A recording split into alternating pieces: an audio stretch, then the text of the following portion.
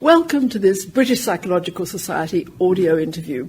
I'm Wendy Barnaby, and with me is Professor Peter Fonagy, Freud Memorial Professor of Psychoanalysis and Director of Clinical Education and Health Psychology at University College London. And Peter, you're also Chief Executive of the Anna Freud Centre. And the reason we're here is that you have won the Wiley Prize for Lifetime Achievement in Psychology, awarded by the British Academy every 2 years to an outstanding international scholar, and you are the only British academic who has ever won this. So congratulations. Thank you very much. Now, what we're going to talk about is your research into borderline personality disorder and how it can be treated. So can you tell me, first of all, what are the symptoms of this disorder? How might we recognize somebody who might have it? Well, from the outside, it's an individual who has emotional temper tantrums, if you like. They very frequently lose their cool, they become aggressive, but mostly you would know them because they have major interpersonal problems. They develop very strong dependencies with other people, but at the same time often become embroiled in very conflictual relationships with these people. They are problematic at work. They often leave their work and oftentimes are not successful in gaining other employment. They start developing problems in adolescence, often go to university, and it's at university that they just can't cope anymore. Inside is a different story. It's my view that of all the disorders, psychological disorders an individual can have, it is the most painful. It's painful to the extent that an individual can physically want to harm themselves, cut themselves, take an overdose. And having worked with people like that over now nearly 3 decades, I have nothing but the deepest of sympathy, and I'm trying to develop an empathy, but it's really quite hard because simply the truth of the matter is I actually do not know how they feel. But you feel that the disorder can be explained by your theory of mentalising. Can you tell me what that theory is? Well, mentalising is something that we all do, and we all do without being aware of it. We all think about individuals' actions in terms of the mental states that might have led to it. If I drop a ball, you will immediately think about what made him do that. You see that action immediately as something that's intentional. One has the same attitude to oneself. One charts one's way through the world in terms of the thoughts, feelings, wishes, beliefs and desires that one has had and that explain to oneself one's actions. Now, what we think has gone wrong with individuals with borderline personality disorder, that at moments particularly of intense emotion, they lose the capacity to represent either their own or other people's actions in mental state terms accurately. They stop mentalizing, they stop seeing the world in a representational way, in terms of thoughts, feelings, wishes, beliefs and desires, and they start experiencing it more immediately. And as a consequence, they are excessively intuitive. So they get an intuition that somebody has done something in order to try and spite them, and that becomes true. Is it almost as though there's some sort of mental filter that's been removed?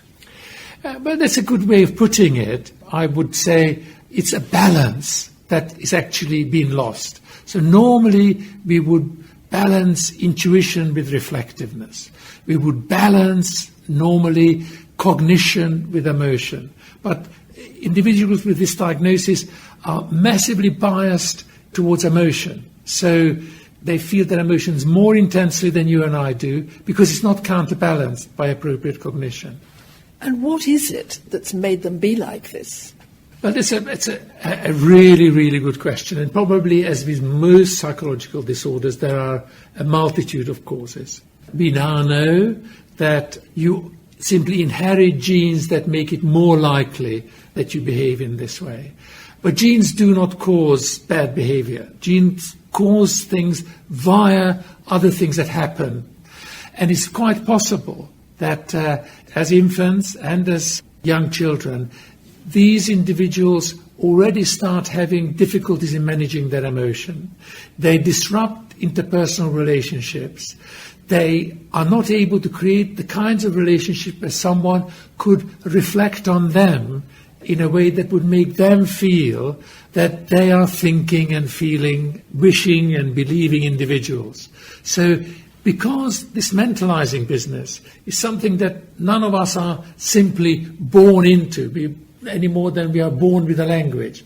We are born with the propensity to speak, but we need an environment around us that teaches us language. The same way to understand the language, if you like, of internal states, the language of the mind, we need other people around us to interpret it for us.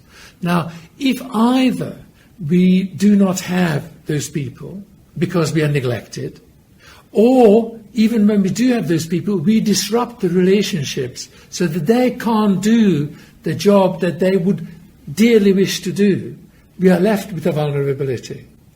And that vulnerability starts showing when the intensity of emotion starts rising in adolescence.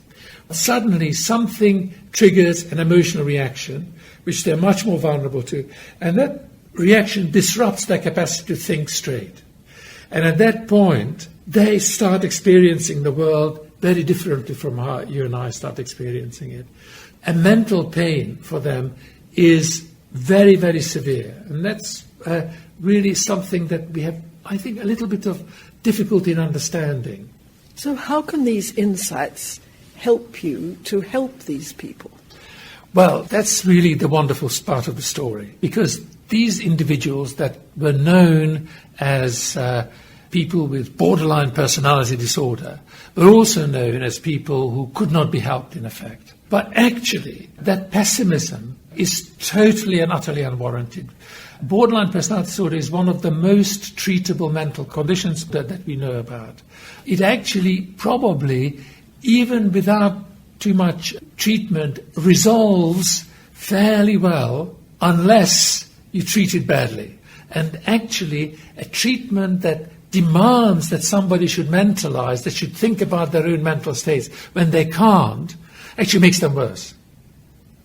So what we started working on was not making assumptions like that, just being curious, being validating, trying to expand our understanding of their understanding, to try and see the world from their point of view, what it is that they were seeing, and elaborate that in order to help them recover the capacity to be able to understand their experience more robustly in mental state terms.